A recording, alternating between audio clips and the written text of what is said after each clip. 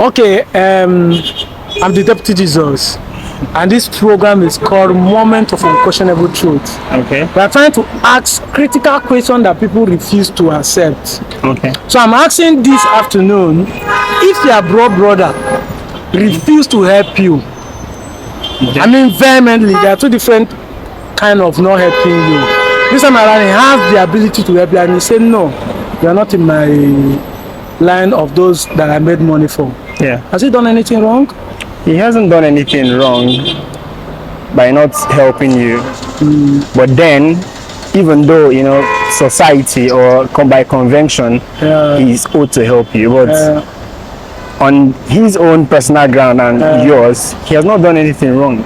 So your brother is not owing you anything? Yeah, we have some sense of entitlement. Okay. Most times. Yeah. That does not mean it's absolutely right or absolutely okay by not helping you. Maybe he should, but if he doesn't, he has not done anything wrong. Now, going back to the African setting as the sense of entitlement and everything, I know this kind of understanding set families ablaze. Relationship becomes hard.